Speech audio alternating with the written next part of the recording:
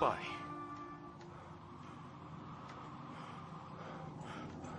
nas tuas mãos, eu entrego meu espírito.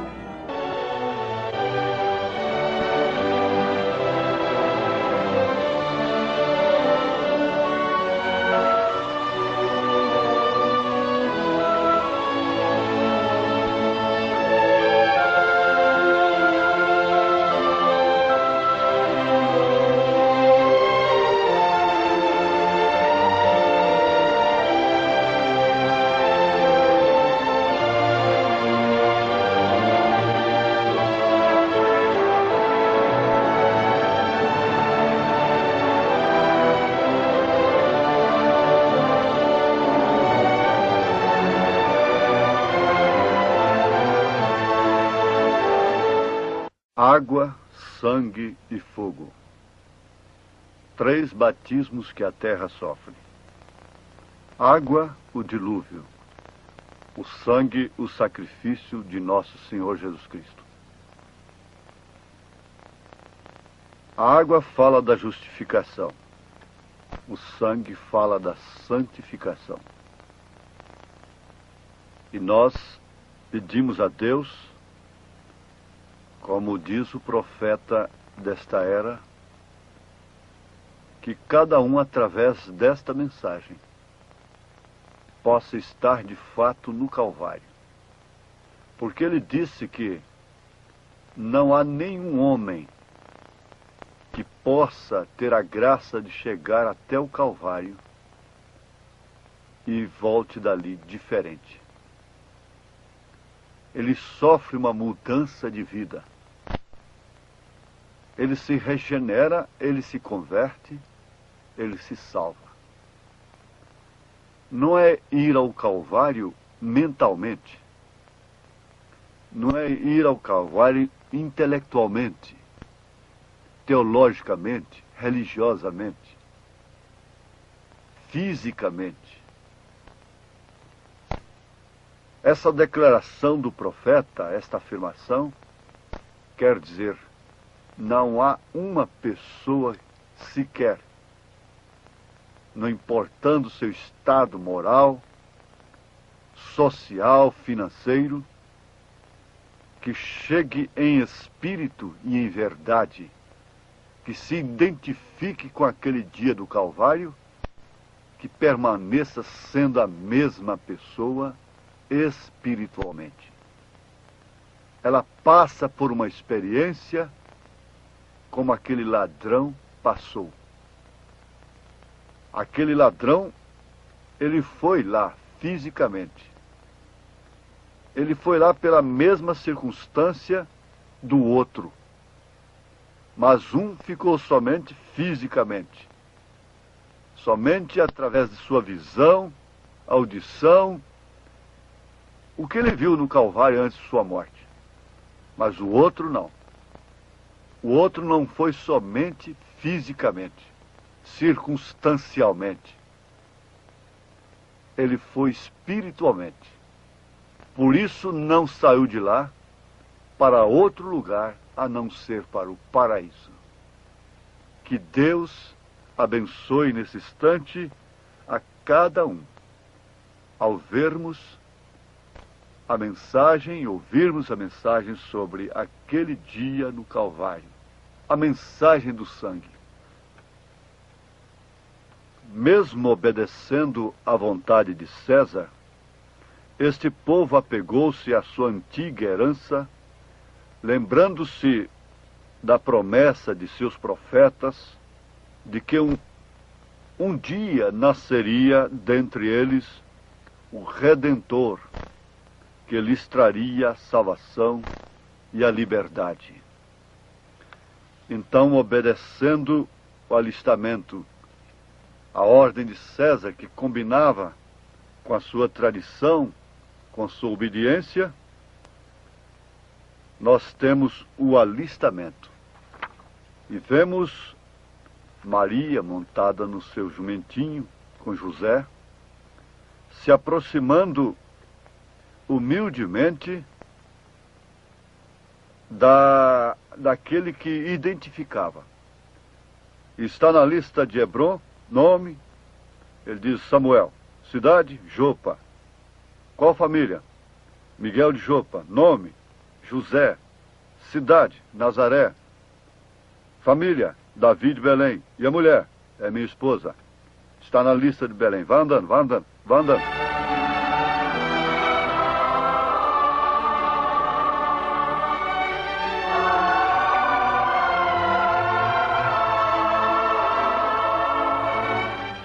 Vimos sua estrela no Oriente e viemos adorá-lo.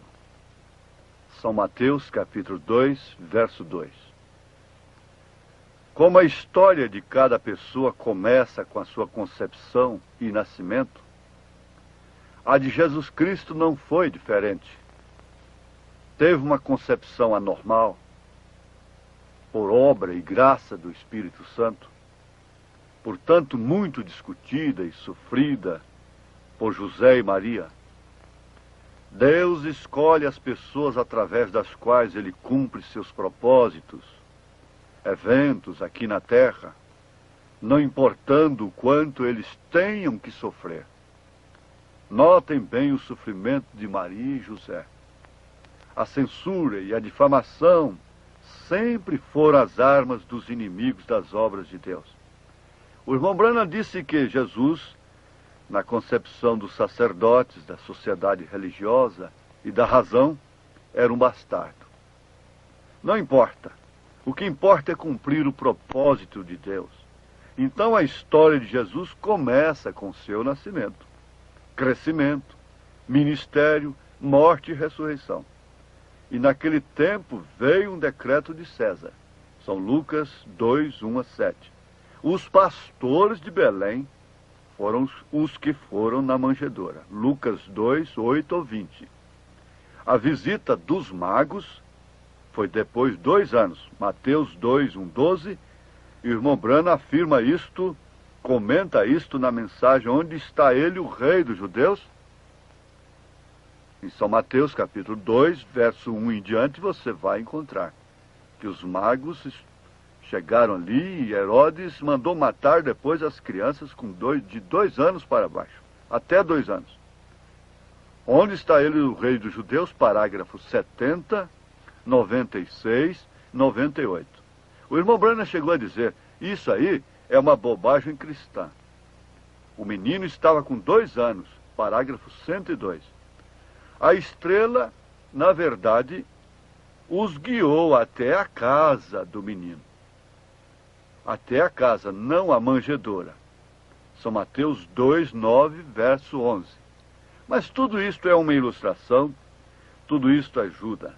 Os pastores, sim, estes foram à manjedoura.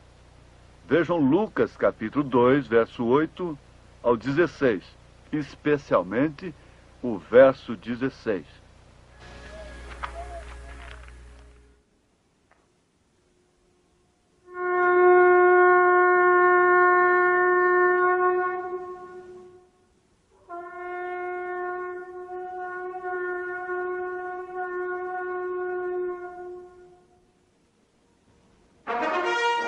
Era Jeová na manjedoura. Logo em seguida, Jeová brincando, Jeová trabalhando, Jeová sendo carpinteiro.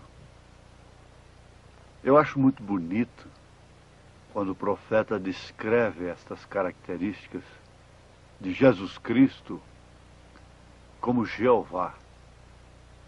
O Jeová do Velho Testamento é o Jesus do Novo Testamento.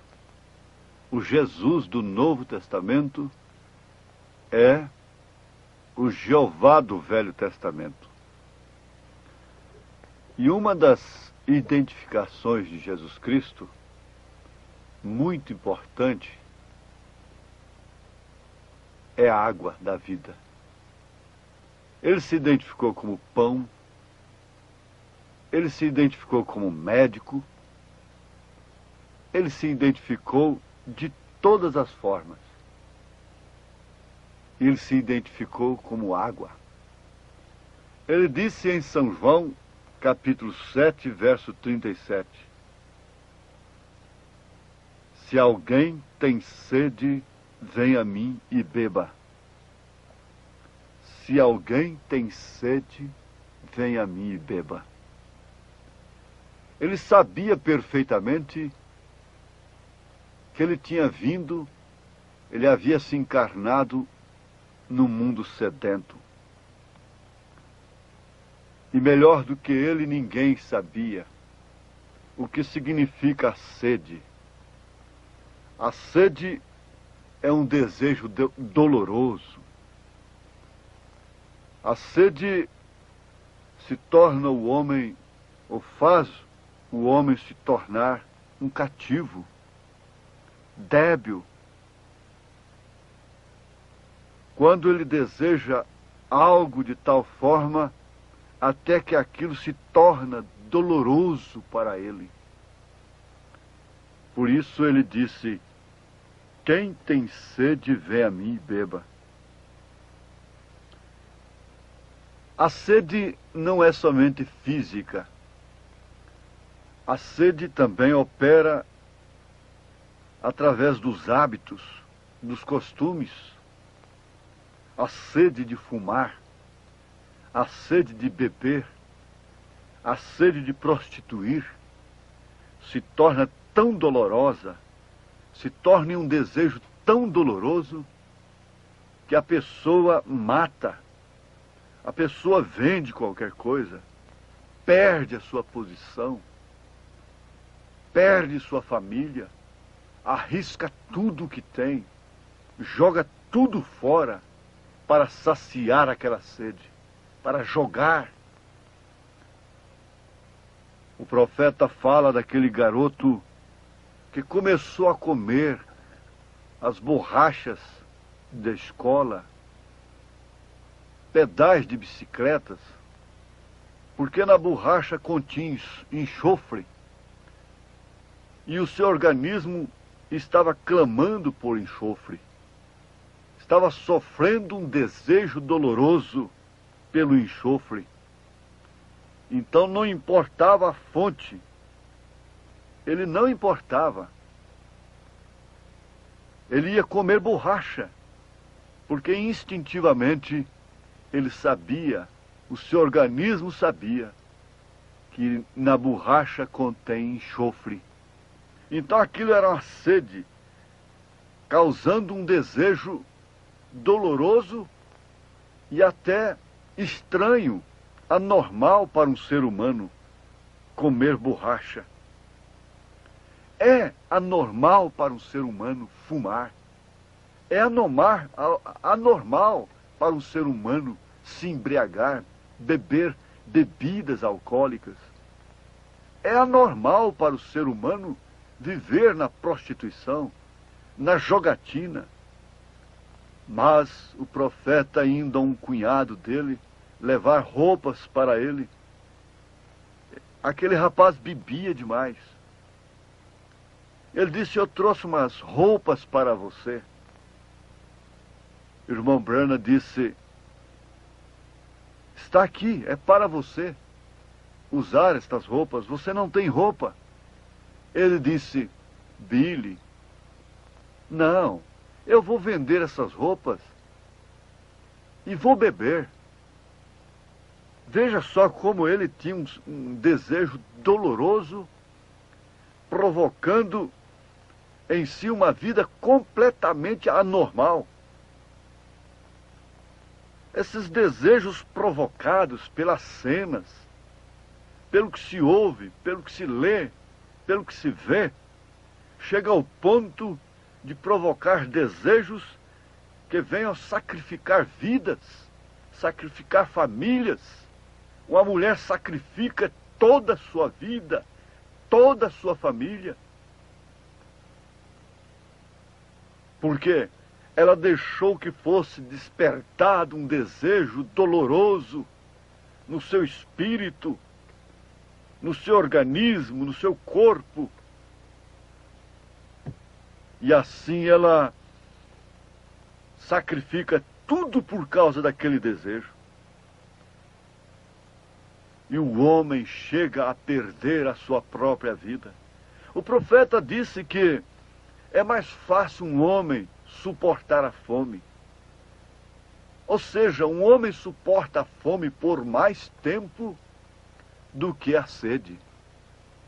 Ele chegou a dizer, um homem pode ficar até 40 dias sem comer, mas não pode ficar 40 dias sem beber.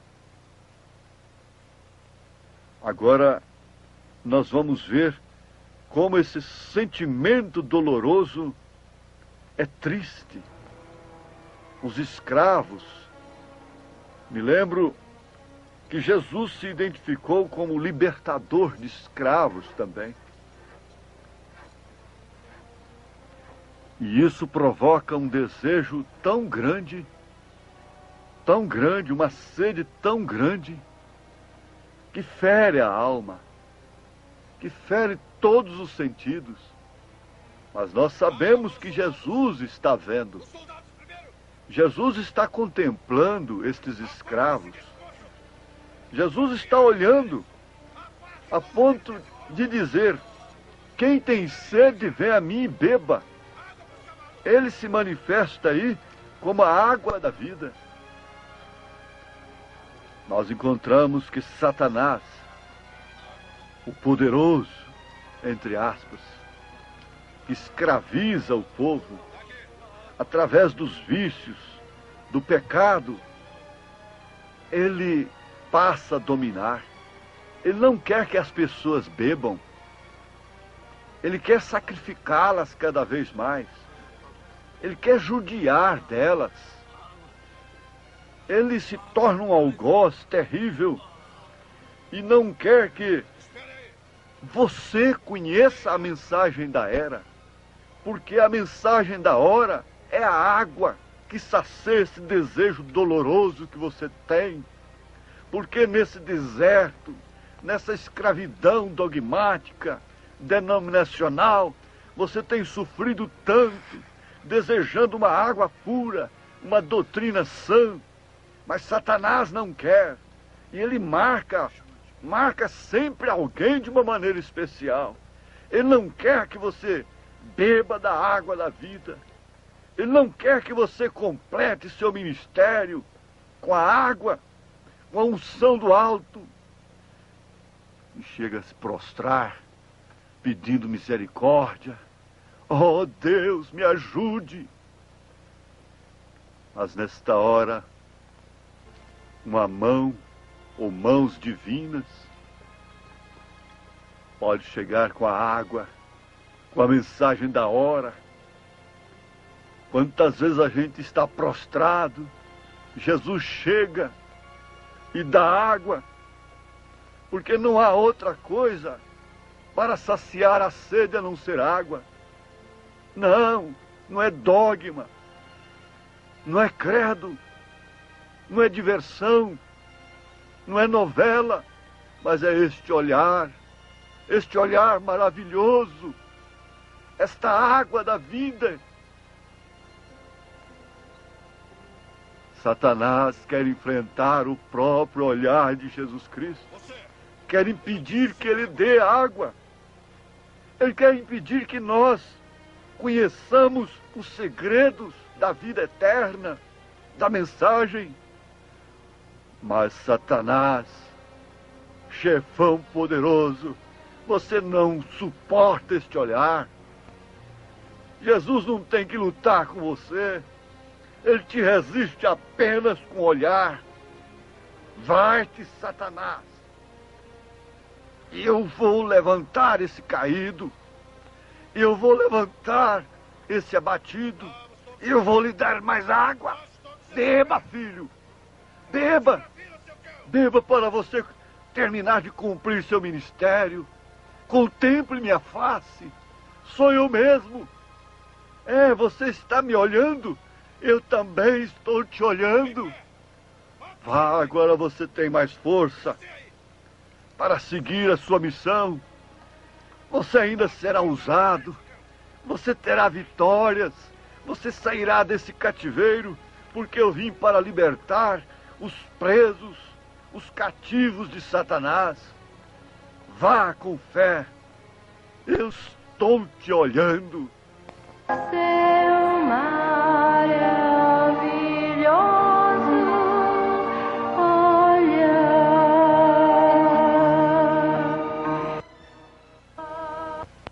Eu gosto. Gostei demais deste olhar maravilhoso, dessa face. Quem não gostaria de quem dá água para a gente? Quem não gostaria de um profeta que trouxe essa mensagem tão maravilhosa para nós? Sendo Anás e Caifás sumos sacerdotes, veio no deserto a palavra de Deus a João, filho de Zacarias. E percorreu toda a terra ao redor do Jordão, pregando o batismo de arrependimento para o perdão dos pecados, segundo o que está escrito no livro das palavras do profeta Isaías, que diz: Voz do que clama no deserto, preparai o caminho do Senhor, endireitai as suas veredas. E assim João começou a pregar a sua mensagem de arrependimento e batizando. E aconteceu que, como todo o povo se batizava, sendo batizado também Jesus, orando ele, o céu se abriu, e o Espírito Santo desceu sobre ele em forma corpórea, como uma pomba, e ouviu-se uma voz do céu que dizia: Tu és meu filho amado, em ti me tenho comprazido. Arrependam-se dos seus pecados. Sejam batizados e Deus perdoará os seus pecados. Conforme está escrito no livro do profeta Isaías, alguém está gritando no deserto: Preparem o caminho do Senhor. Abram estradas retas para ele. Todos os vales serão aterrados e todos os montes serão aplainados. As estradas tortas ficarão retas. Os caminhos com altos e baixos ficarão planos. E toda a humanidade verá a salvação que Deus dá. O que vamos fazer? O que devemos fazer? Raça de cobras venenosas! O que deseja que nós façamos? Ajude-nos a saber o caminho. Aquele que tiver 2 túnicas deve dar uma ao homem que não tem nenhuma. Aquele que tiver comida deve repartir. Mestre, nós somos cobradores de impostos. O que devemos fazer? Não cobrem mais do que a lei manda. E nós, mestre? O que devemos fazer? Não tomem pela força o dinheiro de ninguém, nem por meio de acusações falsas. E fiquem contentes com seus salários.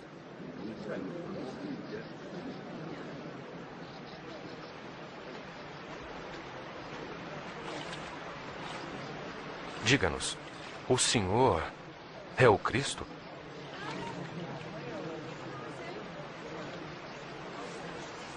Eu batizo com água. Mas está chegando alguém que é mais importante que eu. Eu não mereço a honra de desamarrar as sandálias dele. Ele batizará com o Espírito Santo e com fogo. Com a pá que tem na mão, ele vai separar o trigo da palha. Ajuntará o trigo no seu depósito. Porém, queimará a palha no fogo que nunca se apaga.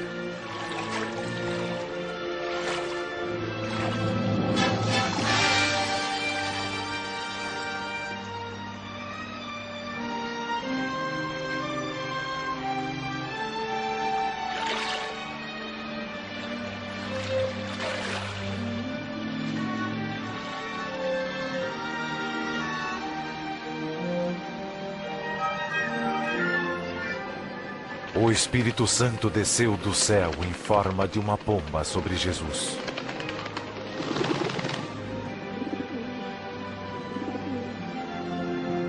E veio uma voz do céu dizendo: Tu és meu filho querido, e me dás muita alegria.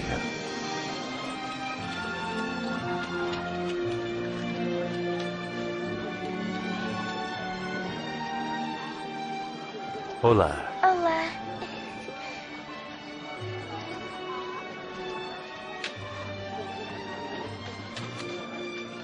No sábado, conforme o seu costume, foi à sinagoga.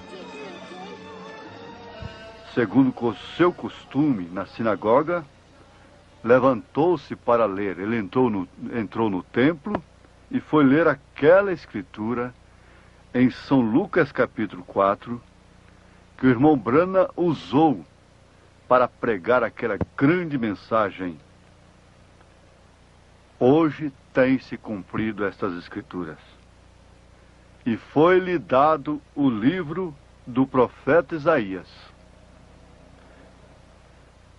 E quando abriu o livro, achou o lugar em que estava escrito: O Espírito do Senhor é sobre mim, pois que me ungiu para evangelizar os pobres, enviou-me a curar os quebrantados do coração, a apregoar liberdade aos cativos e dar vista aos cegos, e pôr em liberdade os oprimidos, a anunciar o ano aceitável do Senhor. E cerrando o livro e tornando-o a dar ao ministro, assentou-se, e os olhos de todos na sinagoga estavam fitos nele. Então começou a dizer-lhes: Hoje se cumpriu esta escritura em vossos ouvidos. E todos lhe davam testemunho e se maravilhavam das palavras de graça que saíam de sua boca e diziam: Não é este o filho de José? Mas logo começaram a replicar. Eles já não podiam mais conter. Eles se revoltaram, porque de fato Jesus confirmara aquilo. E agora ele era expulso de Nazaré. Ele teve que sair de entre as multidões como um fugitivo. Há um cumprimento das Escrituras em relação à Terra, ao mundo, ao cosmos, aos sistemas políticos, e também em relação à Igreja, em relação ao indivíduo, à pessoa, em relação a um determinado ministério. Nesta hora nós podemos nos lembrar daquele tema: a fase presente do meu ministério. E o profeta diz na mensagem: hoje tem-se cumprido esta escritura, fazendo menção da era em que estamos vivendo, das escrituras que estão se cumprindo nesse instante, nesses dias. Ele cita Apocalipse 3, verso 17, como dizes: rico sou e estou enriquecido, estou assentada como a rainha, e de nada tenho falta, e não sabes que és um desgraçado e miserável e pobre, cego e nu. Apocalipse 3, 17. Hoje tem se cumprido esta escritura ante vossos olhos. O profeta diz, amém. Amém quer dizer assim seja. Não estou dizendo amém à minha própria pregação, mas creio que isto é a verdade. Hoje tem se cumprido esta escritura. E por falta de conhecer a escritura no seu dia, o cumprimento da escritura no seu devido tempo, a igreja está na condição de Laodiceia.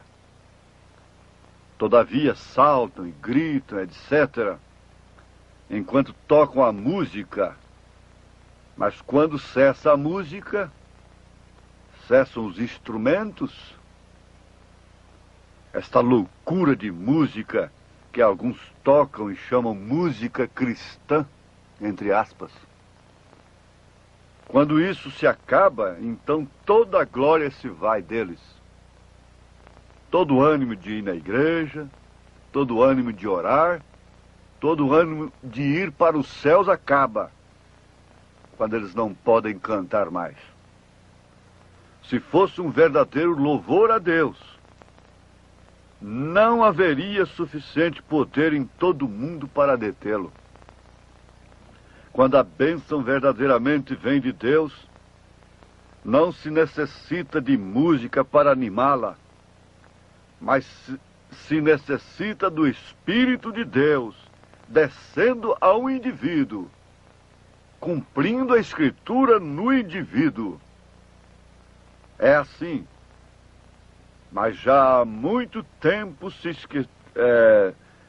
tem se esquecido disto, porque estabeleceram o dom do Espírito Santo em falar línguas como a evidência inicial. E eu tenho escutado as bruxas e mesmo os diabos falarem línguas. O Espírito Santo é a palavra de Deus numa pessoa que se identifica aceitando essa palavra. Fora disso, não pode ser o Espírito Santo.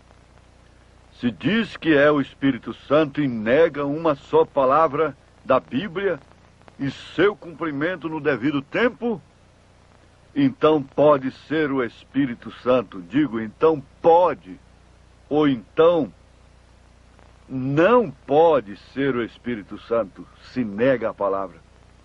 Essa é a evidência. Se você crê ou não, a evidência é que você crê no cumprimento da palavra no seu devido tempo. Note outro sinal sobressalente. Os judeus estão em sua própria terra e têm formado sua própria nação e têm fabricado sua própria moeda. São membros das Nações Unidas, têm seu próprio exército e tudo.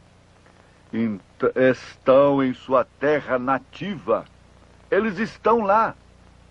Jesus disse, aprendei a parábola da figueira. E ali está aquela figueira. Ali está Israel de novo em sua terra. Hoje tem se cumprido esta escritura. Os judeus em sua terra. Hoje tem se cumprido essa escritura da era da igreja de Laodiceia. Hoje tem se cumprido essa escritura da igreja rejeitar e expulsar Jesus de si, expulsar a mensagem da hora, rejeitar a mensagem da hora, como eles fizeram ali na sinagoga, expulsando a Jesus, quando ele disse, hoje tem se cumprido essas escrituras. Mateus 24 tem sido cumprido. O mundo inteiro está em corrupção. Nação contra nação. Reino contra reino. Há terremotos em todas as partes. Grandes torvelinhos descendo e sacudindo as nações. Há grandes desastres por todos os lados. Hoje tem se cumprido esta escritura. Agora lhes peço que considerem a era e o tempo em que estamos vivendo, juntamente com a palavra prometida para hoje. Não vamos ficar pensando numa história de Jesus, chorando por causa do sofrimento de Jesus? Não. Se nas eras passadas os homens de Deus podiam dizer: hoje tem se cumprido esta escritura, então, e as escrituras para hoje? Será que Jesus também não está sendo expulso da igreja hoje? E as escrituras para hoje, que há prometido para este dia? Onde estamos parados? Em que hora estamos vivendo? Se o relógio está a 3 minutos para a meia-noite, o mundo inteiro está em grande temor nesse instante. A igreja está numa cama de imundície e ninguém sabe onde está parado. Que horas são? E a escritura para hoje qual é? Qual é o item da mensagem para hoje, pregadores, irmãos? Lembre-se, a cada etapa se cumpre um pedaço da mensagem das escrituras, na terra, nos sistemas, na igreja, na noiva, como lá em Israel, do Egito até a terra prometida, de etapa em etapa, de acontecimento em acontecimento. Que hora que estamos vivendo nesse instante? É bom pensar nisto. E agora ele vai para o lago de Genezaré, São Lucas capítulo 5. Eu vejo um grande exemplo aí de um líder. Um líder que não estava atrás das pessoas. Um verdadeiro líder não está para cima e para baixo, difamando, buscando e porfiando e conspirando. Então ele chega, onde ele chega todo mundo obedece. Quando Jesus quer, as pessoas se entregam a ele. Até Pilatos se entregaria, Herodes, todo mundo adoraria de joelhos. Então ele chega ali, fala, pede o barco, faz dele uma igreja. E eles, essa passagem é quando eles pelejaram a noite toda, lançando a rede, não conseguiram pescar nada. E estavam ali jamais lavando as redes. Então ele pediu aquela igrejinha naquela hora ali. E começou a ensinar, falou sobre o fariseu, que disse que o fariseu, o publicano, e falou outras coisas, ensinou grandes coisas. Depois ele pediu o barco, mandou que Pedro tocasse o barco lá para o alto mar.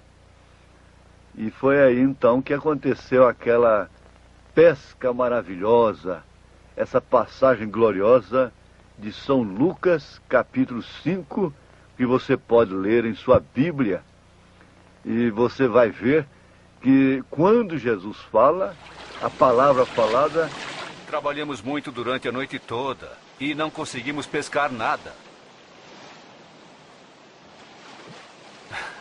Mas já que o senhor está mandando, eu vou jogar as redes.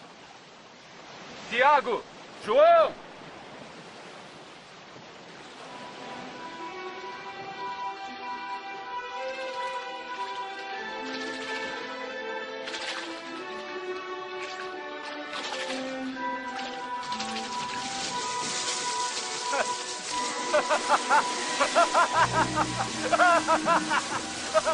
Tiago! João! Venham! Venham! Venham ajudar! Não podemos! Estamos transportando!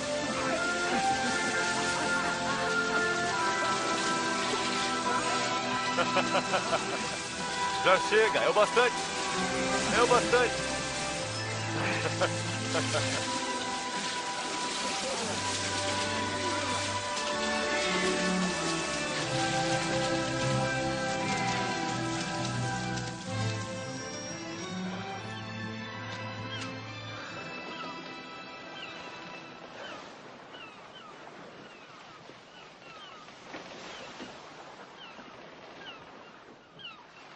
Afaste-se de mim, Senhor, porque eu sou um pecador. Não tenha medo. De agora em diante será um pescador de homens.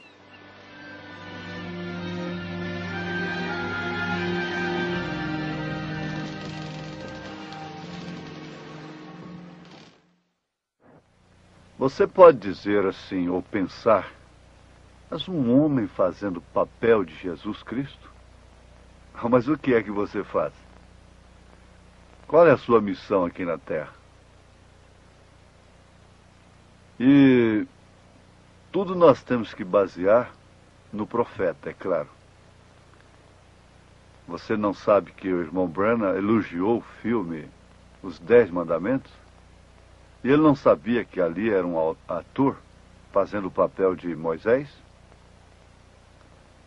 E outra coisa, é a aparência do homem.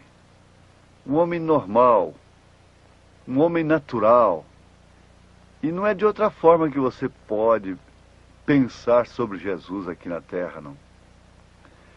Na mensagem Uma Libertação Total, a partir do parágrafo 87, o profeta diz: Jesus era completa e totalmente um homem.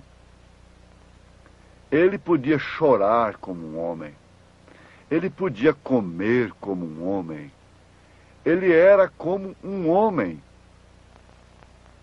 Ele era completa e totalmente um homem em seu ser físico. E em seu espírito, ele era completa e totalmente Deus. Então ele fez sua carne submissa ao espírito que estava nele. É o mesmo que deve acontecer conosco. Vê você? Ele foi tentado de todas as maneiras como você é. Ele era um homem. Ele tinha desejos e tentações justamente como temos. A Bíblia diz que ele foi. Ele era um homem, não um anjo do céu sendo tentado. Hebreus 1:4 diz que ele foi feito menos que os anjos. Ele era um homem. Completamente homem. De modo que Deus tomou um homem completo para trazer uma libertação total. E ele o encheu com seu espírito. O Espírito Santo estava nele sem medida. E ele foi tentado como nós. E ele era completamente Deus. Deus em carne. Ele era o mistério da piedade. Deus manifestado em carne. Ele provou isto ressuscitando os mortos, como o caso lá na casa de Jairo, ressuscitando a filha de Jairo. São Lucas capítulo 8. Depois de dizer, a menina não está morta, ela está dormindo. O que significa morte diante de mim? Eu sou o autor da vida. E Paulo disse, onde está, ó morte, o teu aguilhão? Jesus disse, eu sou a ressurreição e a vida. Levanta, menina. Levanta pelo poder da vida. Quem sabe agora alguém pode se levantar também nesse instante. Levanta-te, tenha ânimo. Jesus Cristo é o mesmo ontem, hoje, eternamente. Coma agora, vá comer, alimente a sua alma, ouça a palavra, coma do pão da vida, tenha alegria. Ele ressuscitou o filho de uma viúva. Eu sou a ressurreição e a vida. Levanta-te, moço. Levanta você também que está prostrado agora, em nome de Jesus Cristo. Levanta-te. Ele era Deus no lado de dentro. E ele pôde ter sido homem, pois ele era homem.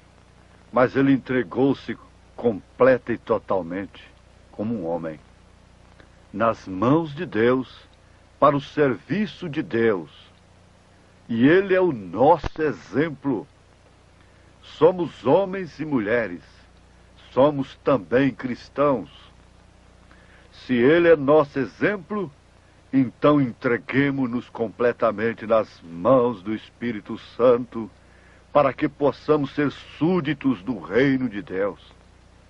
Ele era totalmente homem, ele era totalmente Deus, mas ele vendeu suas partes naturais para e suas partes físicas, e seu próprio pensamento, e seus próprios feitos, e seus próprios cuidados. E ele disse: eu somente faço o que agrada ao Pai. Aí está você, totalmente liberto dos seres humanos. Os sacerdotes vieram a ele. Os grandes homens disseram: Rabi e fulano de tal, e tentaram seduzi-lo para suas filiações e denominações, mas ele foi totalmente liberto, porque ele confiou em Deus. Ele tinha um ministério o qual ele não deveria comprometer, nem com pai, nem com mãe, nem com irmãos, nem com negócios, nem com terra, nem com casa, nem com ouro, nem com prata, nem com toda a riqueza do mundo, como foi-lhe oferecida lá no Monte da Tentação. Ele provou isto quando ele ressuscitou os mortos. Ele provou isto quando ele parou a natureza, o mar tempestuoso, quando a vida agitou dentro do barco, o mar ficou furioso. Ele provou que ele era o autor da criação, o autor da natureza, quando ele expulsou 2.000 demônios, uma legião, uma multidão de demônios de um gadareno que não suportava a roupa no corpo, como estão as mulheres de hoje, como estão os próprios homens. Ele demonstrou ser o Jeová lá de cima que Lúcifer enfrentou. Agora, ele é o mesmo, ontem, hoje e eternamente, sobre a natureza, sobre as enfermidades, sobre a morte, sobre a incredulidade. Ele é poderoso para sustentar, para levantar, para curar, para batizar com o Espírito Santo. Sim, ele é o mesmo ontem, hoje e eternamente. Mestre, mestre, não se te dá que morramos?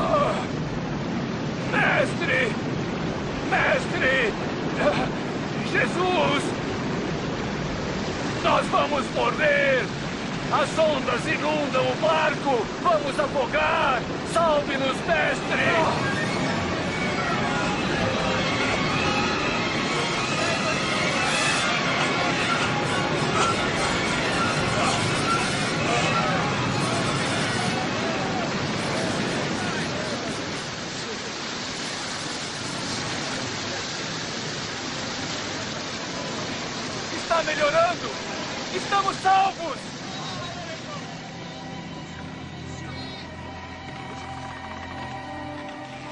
Onde está a sua fé?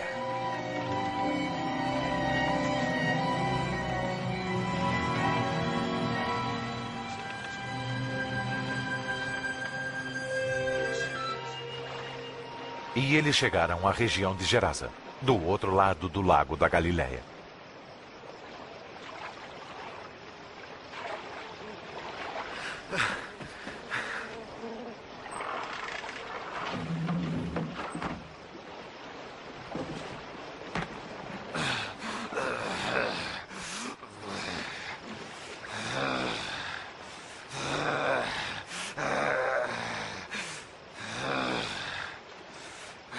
Jesus, filho do Altíssimo Deus. O que o Senhor quer de mim? Eu imploro, não me castigue. Como é o seu nome?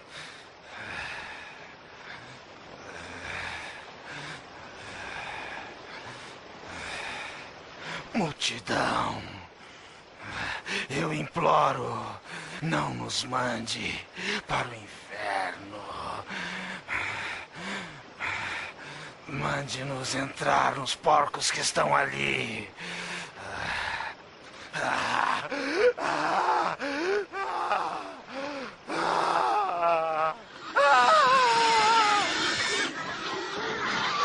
Ei!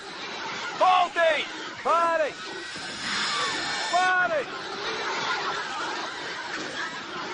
Então os demônios saíram do homem e entraram nos porcos.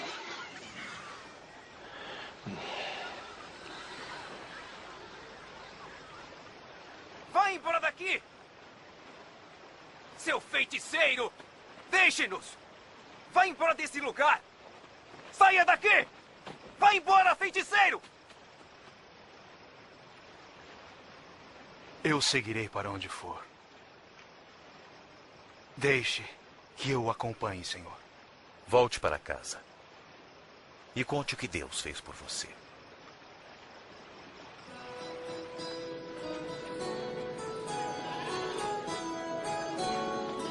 Ele era o poder vivificador para o mundo, para a terra. Muito embora os homens não reconhecessem, ele era. Ele tinha e tem o poder vivificador. Como também, dentro desse poder vivificador, está o poder da multiplicação. E o que nós vamos presenciar é justamente isto. Que Jesus não tinha o espírito de Elias. Mas sim, Elias tinha o espírito de Jesus. O mesmo aconteceu com Eliseu. Jesus não teve o espírito de Eliseu. Eliseu teve o espírito de Jesus, porque tendo o espírito de Elias, ele tinha o espírito de Jesus. Interessante que ambos multiplicaram. Ambos estiveram com as pessoas nas suas circunstâncias, nas suas necessidades. Nós encontramos esse exemplo também, que os milagres de Jesus não foram realizados a pessoas que estavam em camarotes, mas a pessoas que estavam buscando, passando até fome, necessidades para estarem com Ele. Pessoas que guardavam nos seus espíritos aquela fé, e por isso Ele se importou com elas. Elias se importou com a viúva, Eliseu também. Elias tomou o pouquinho que a viúva tinha e multiplicou. Eliseu fez a mesma coisa. Jesus nunca precisou de grandes coisas para fazer grandes coisas. Ele sempre usou coisas pequenas para fazer grandes coisas. O irmão Branham, profeta desta era, nunca precisou de grandes coisas para realizar seu grande ministério. É o pouco que temos que será multiplicado. Aquele que tem o poder vivificador tem também o poder multiplicador.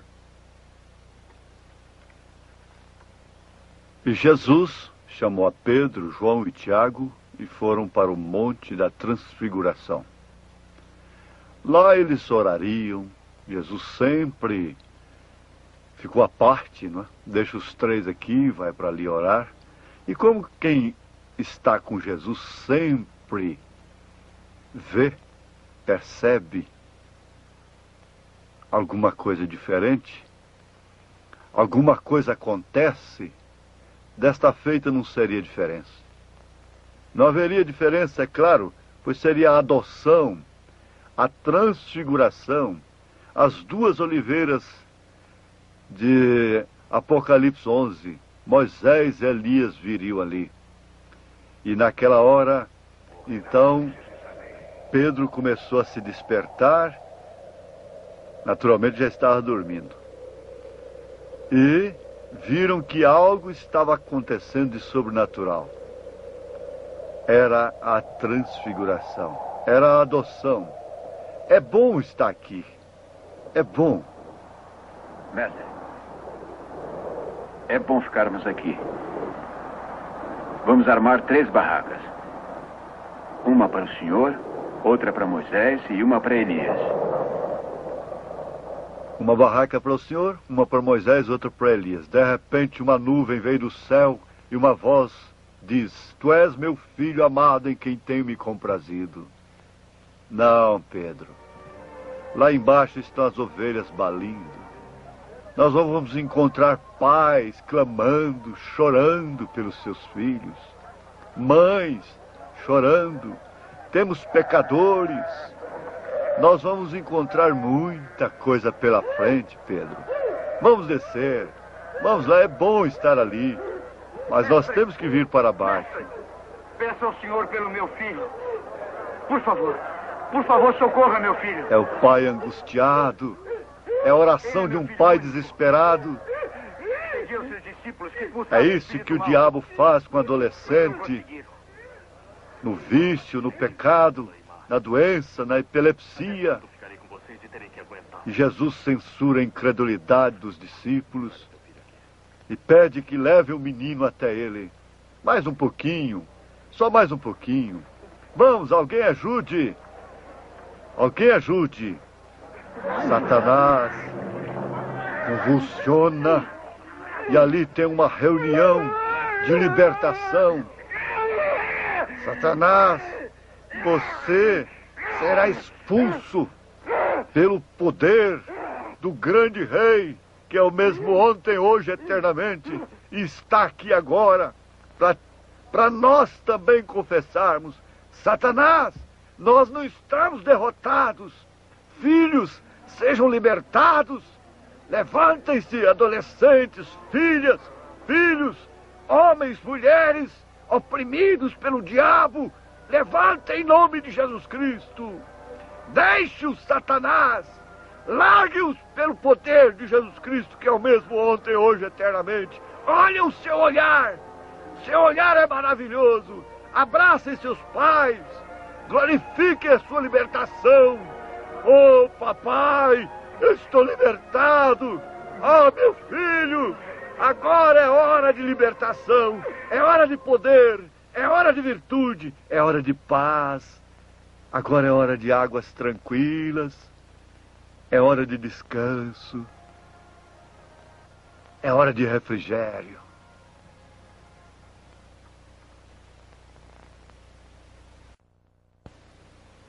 E Jesus está novamente no templo para mostrar que uma filha de Abraão pode ser presa por Satanás durante 18 anos. 18 anos. Não sei quanto tempo você está oprimido, mas chegou a hora. Jesus chegou e a libertou. Agora chegou a hora de Satanás ser mais uma vez desmascarado, mais uma vez derrotado. Ele tem que sair da filha de Abraão. Não há nenhuma filha de Abraão que ficará presa por Satanás. Que Deus tenha misericórdia de cada um agora e possa libertar filhos e filhas de Abraão, em nome de Jesus Cristo, que é o mesmo ontem, hoje e eternamente. Olhem, ela está curada. É um milagre.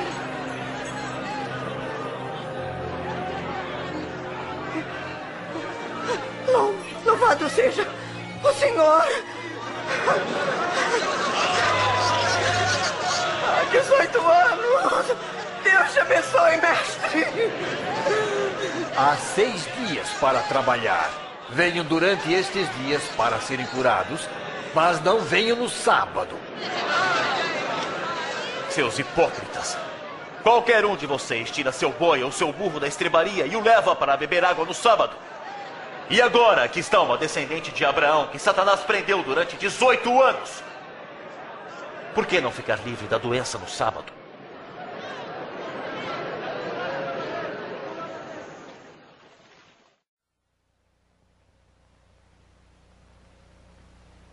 Os fariseus tinham uma razão. Ele se ocupava com todos. E, portanto, não poderia deixar também de se ocupar com as criancinhas. Ele gostava e gosta das crianças, de uma escola de crianças. Ele disse: deixai vir as minhas criancinhas, porque das tais é o reino dos céus.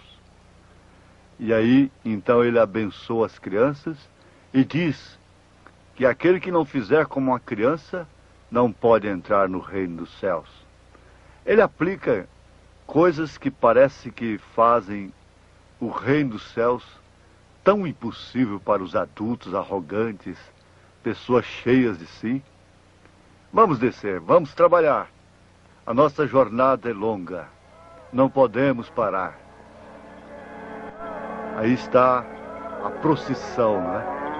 A caravana de Jesus Cristo, a caravana da fé, a caravana do amor, a caravana da verdadeira cura divina. Agora o cego Bartimeu vai ter sua chance. Já mendigou tanto tempo, hein, cego? Bartimeu, agora chegou sua hora. Chegou o seu momento, irmão. É Jesus de Nazaré, ele está passando aqui. Jesus, filho de Davi, tem misericórdia de mim. Mesmo caído, tateando, vá ao encontro de Jesus. Jesus! Filho de Davi, tem pena de mim! Ele tem pena de todos nós. Agora cego enxerga, aleijado anda. Jesus Cristo é o mesmo ontem, hoje, eternamente.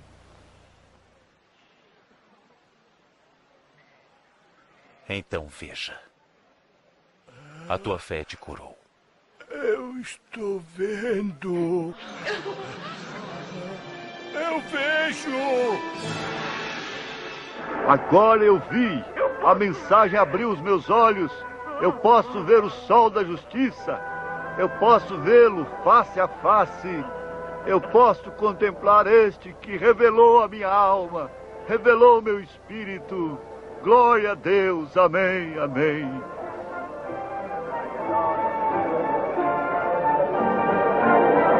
E a multidão o apertava. Todos queriam tocar nele. Como que ele poderia suportar isto? Por isso a Bíblia diz que ele chegava cansado de caminho. Porque todos estavam gritando e desde então orações estão subindo. Tem um Zaqueu por ali, tem um baixinho ali pelejando para ver. Não importa a sua estatura, não importa se você é baixo, haverá um meio para você ver Jesus também. Haverá um meio para você também. Espera um pouquinho. Olha, ele já voltou ali. Desça depressa, Zaqueu, porque hoje preciso ficar em sua casa.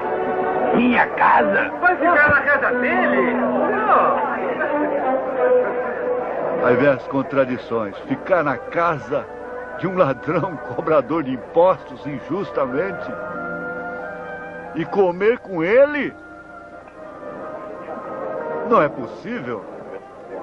Jesus na casa de Zaqueu? Jesus na minha casa? Olha, eu vou dar a metade de todos os meus bens aos pobres. E se por acaso tiver roubado alguém, vou devolver 4 vezes mais. A presença de Jesus traz arrependimento, conversão. Calado, Jesus não estava dando um sermão, não estava revelando o seu pecado, onde ele escondia o ouro roubado. Não.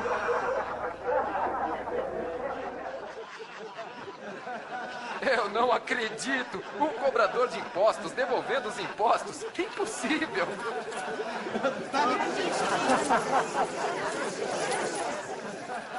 Hoje a salvação entrou nesta casa, pois este homem também é descendente de Abraão. Hoje a salvação também entrou nesta casa que é seu coração, seu corpo é uma casa, sua alma é a casa.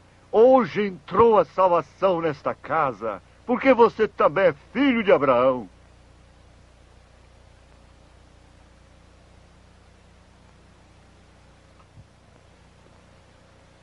Agora qual é a atração sobre a montanha? Que mensagem tremenda.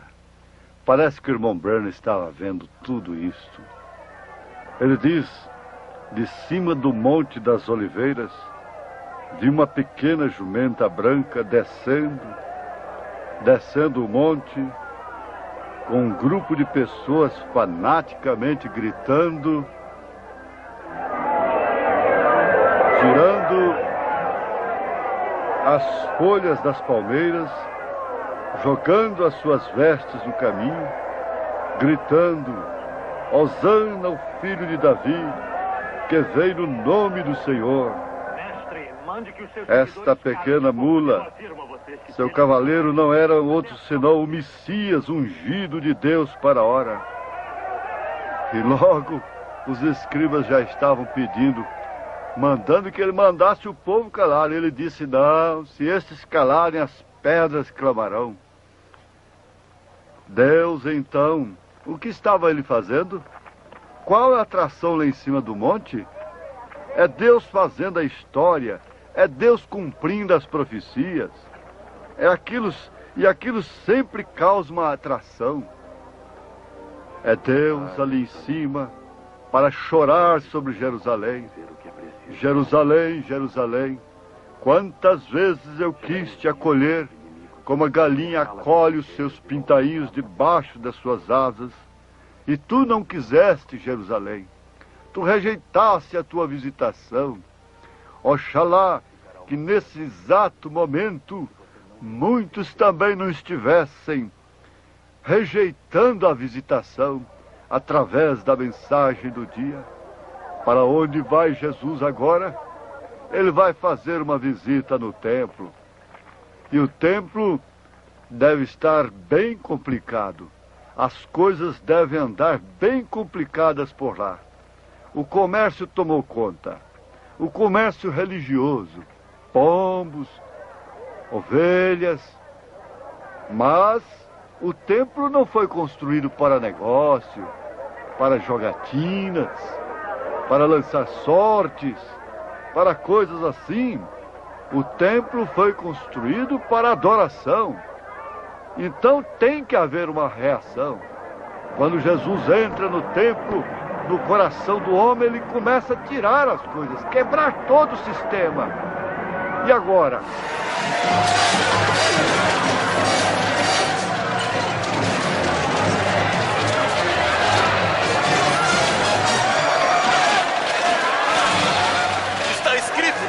A minha casa deve ser uma casa de oração, mas vocês a transformaram em esconderijo de ladrões!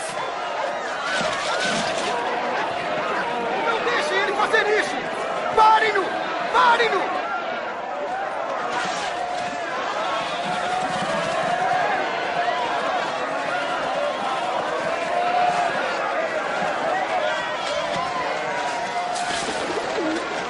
Chamem os guardas! Chamem os guardas! A oposição entre os líderes políticos e religiosos aumentou, porque o povo aclamava Jesus.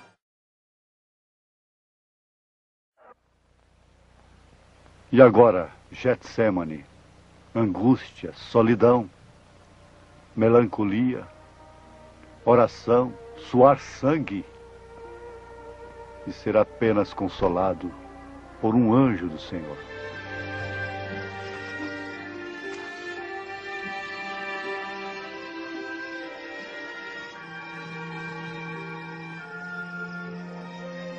Pai, afasta de mim esse cálice de sofrimento, mas que não seja feito o que eu quero, e sim o que tu queres, Pai.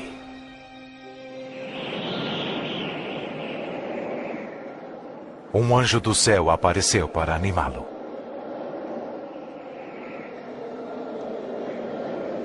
Em grande aflição, Jesus orava com mais força, e o seu suor era como gotas de sangue caindo no chão.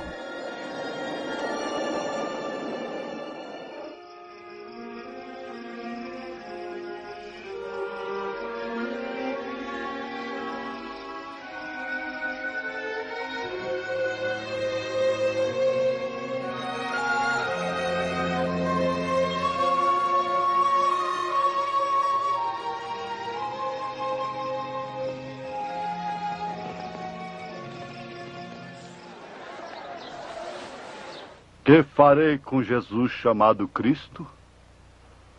É o poder político religioso. Não há outro meio. Açoite-o. Açoite-o, então.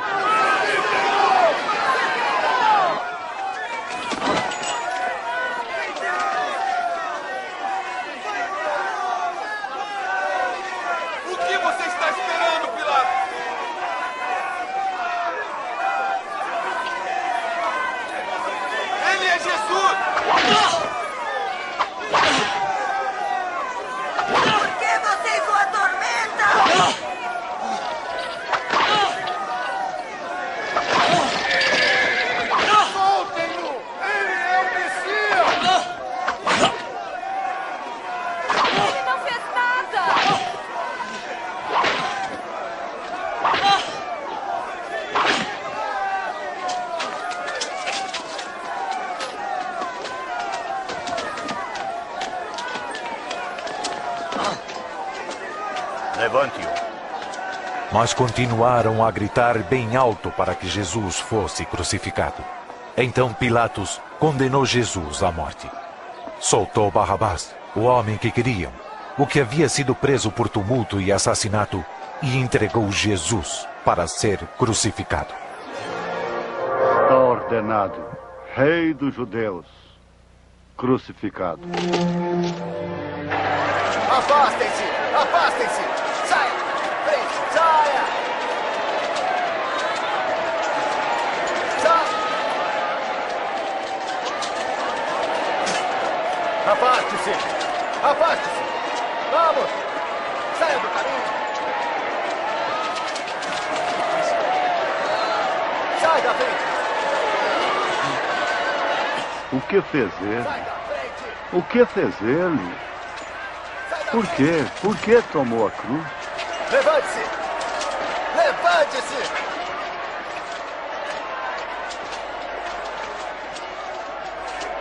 Você!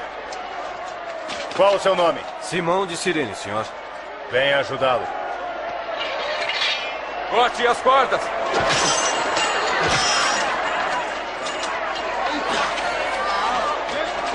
Você, carrega! Vamos! Anda! Sai daí! Vamos! Abate! O Calvário deve ser lembrado todos os dias. Vamos! Afastem-se!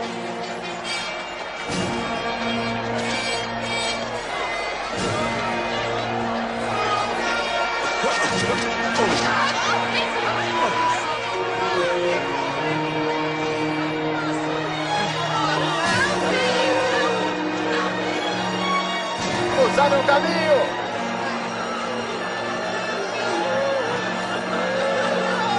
Vamos! Mensagem aquele dia no Calvário. Nós choramos pelo Senhor. Beba isto. Beba. Beba, Senhor.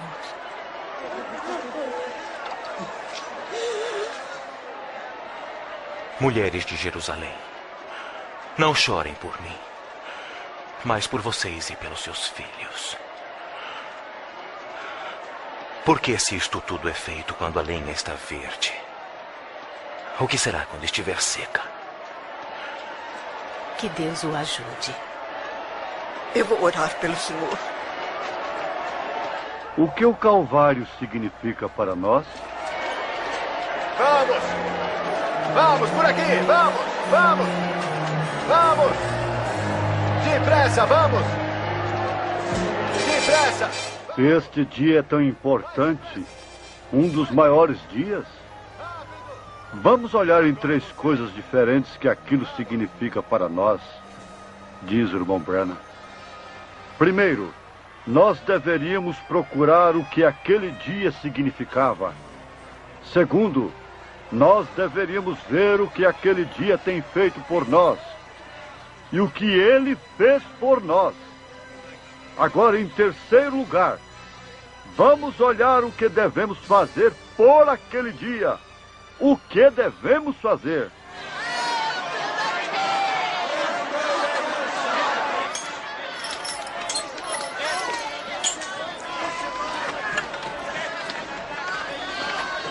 Não há ninguém que já visitou o Calvário e o viu da maneira que ele era.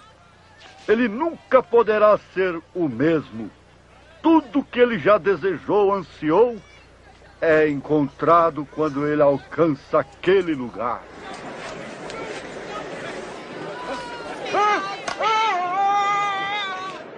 Anda logo com isso.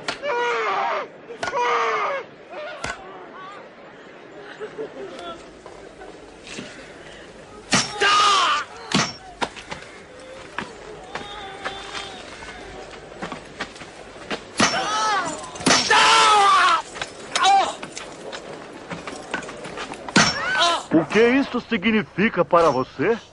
O que isto significa para nós?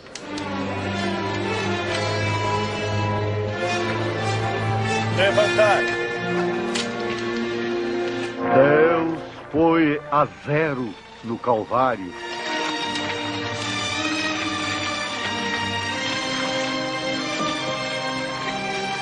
E ali ele feriu aquele animal chamado Satanás.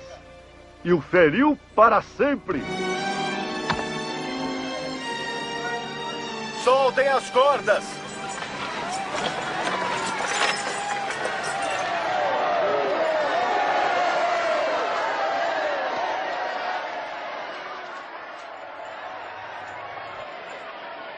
Lá estava o Cordeiro de Deus. Houve presságios a respeito dele. Foram prenúncios. Foram tipos, cordeiro, boi, pomba. Lá estava ele agora, de fato, Deus, Jeová crucificado. Ele salvou os outros, que salve a si mesmo.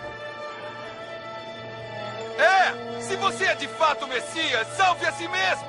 Desça da cruz! Mostre os seus milagres!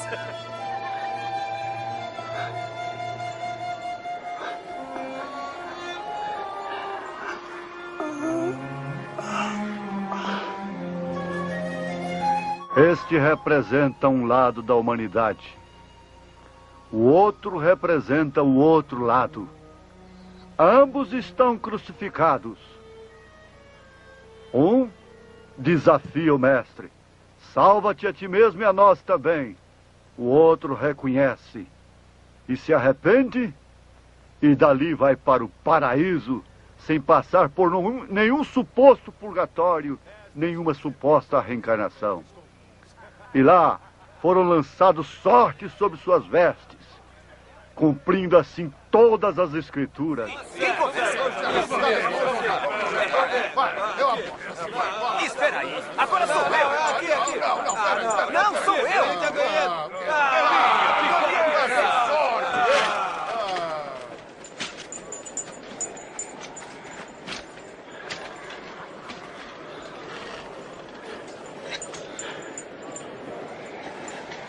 O poder político, zombando, mandou que pregasse: aqui está o rei dos judeus.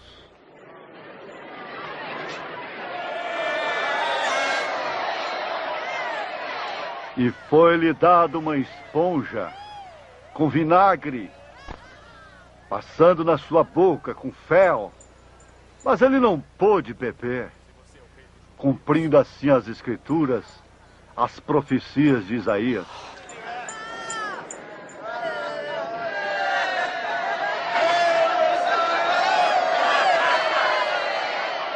O preço estava sendo pago e ali estava sendo rompido o cativeiro de Satanás.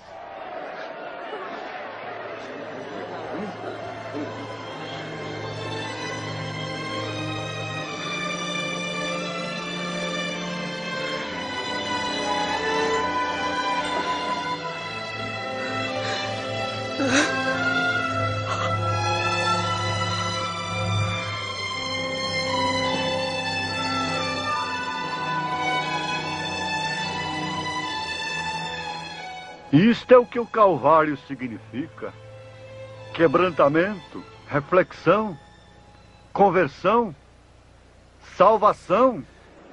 Não é o Messias?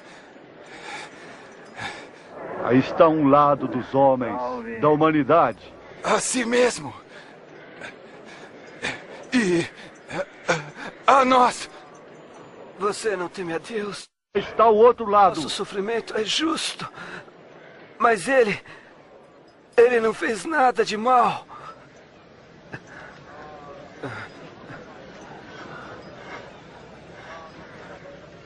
Lembre-se de mim, Jesus. Quando o Senhor vier como um rei. Eu te prometo que hoje mesmo estarás no paraíso comigo. Hoje mesmo estarás comigo no paraíso. Não num purgatório. Não numa suposta reencarnação. Isto é o que o Calvário significa. Homens que estavam em cativeiros foram libertados. Homens que uma vez estavam sob o temor da morte não podem mais temer a morte. Um homem que anseia por uma cidade cujo artífice e construtor é Deus, ele pode andar no caminho do alto e erguer sua face em direção ao céu, porque ele está livre, aleluia! Ele está redimido. Agora sim, ele pode entrar véu adentro.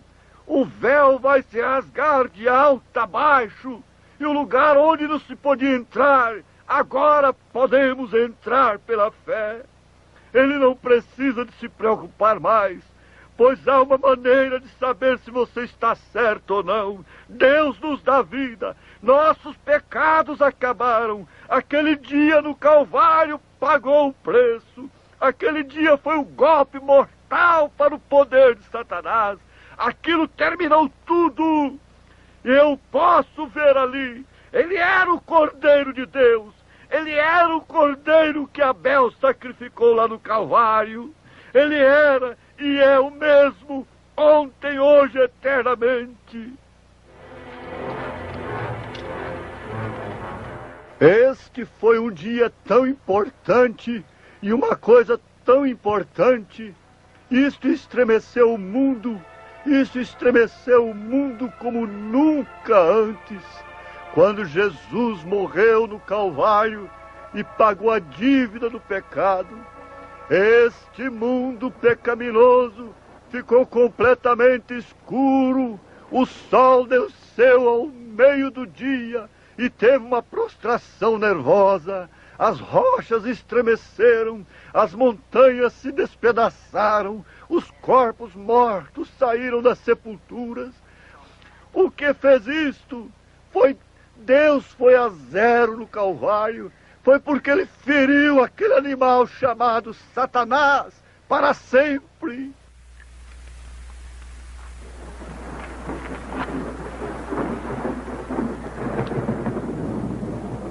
A sombra da tempestade. Estas mulheres são leprosas e elas estão sendo curadas agora. Aí está a mãe daquele escravo que foi libertado lá no princípio e que estava aí agora, agradecendo, reconhecendo aquele dia no Calvário.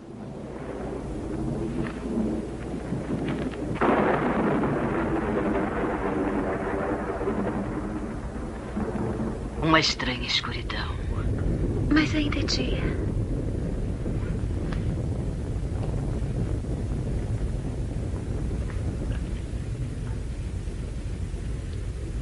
A vida dele acabou.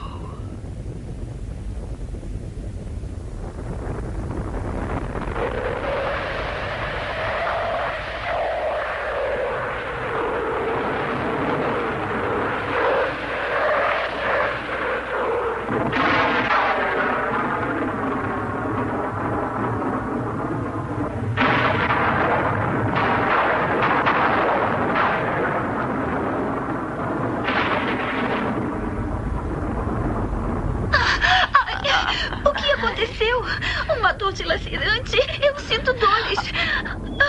Eu também estou sentindo isso. Eu estou sendo curada. Eu estou sendo curada. Que maravilha! Os leprosos sendo curados.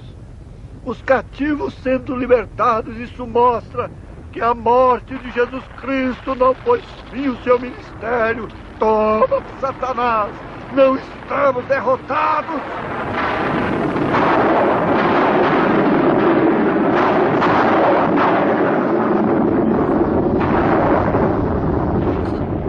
Miriam!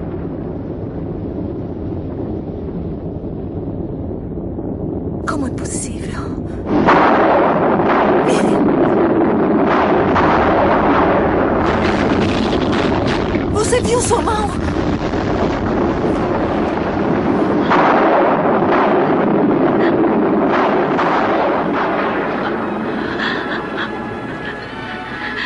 Você também.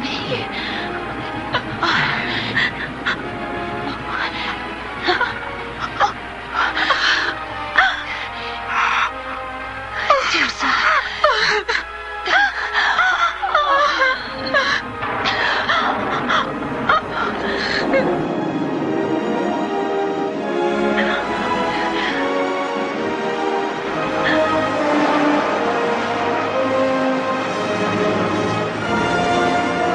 Muito obrigado, Senhor, muito obrigado.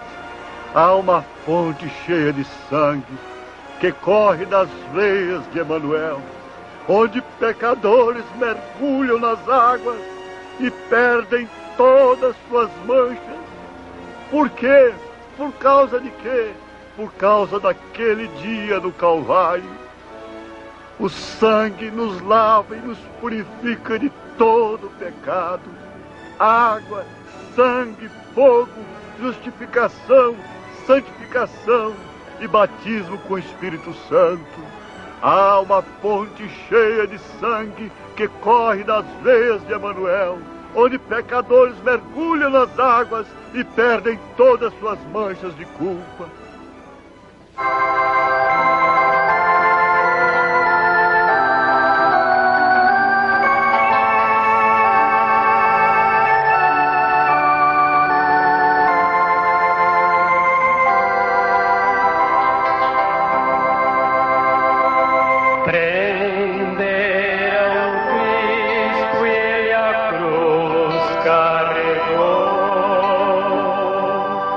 Porque tomó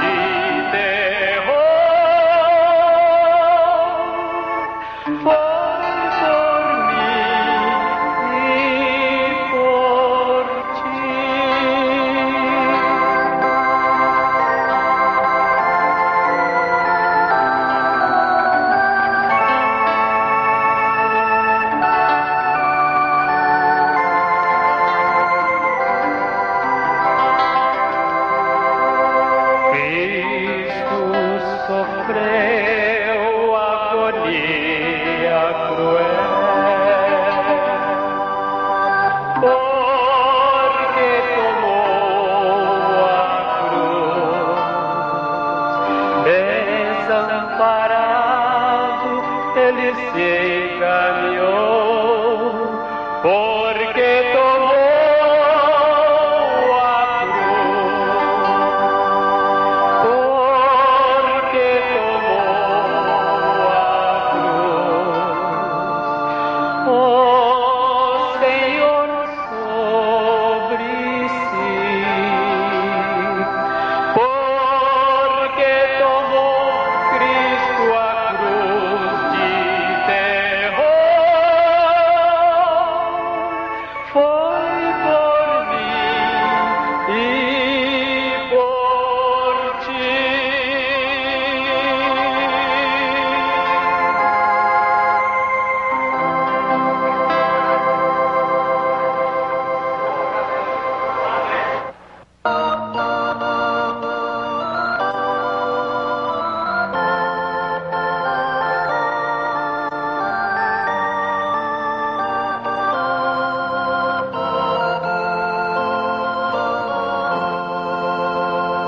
O sangue que Cristo verteu por mim lá no Calvário, o sangue que cada dia nos dá força e valor, nunca, nunca perderá seu poder.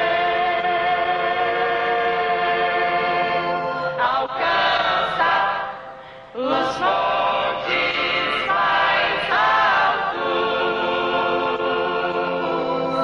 que flui dos vales mais baixos.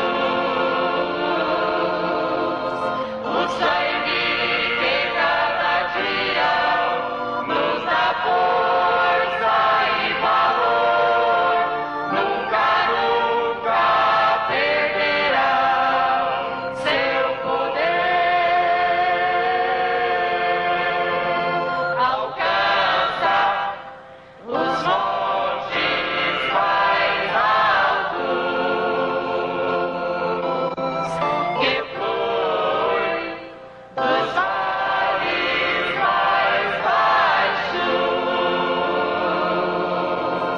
O sangue que cada dia nos dá força e valor, nunca, nunca perderá seu poder.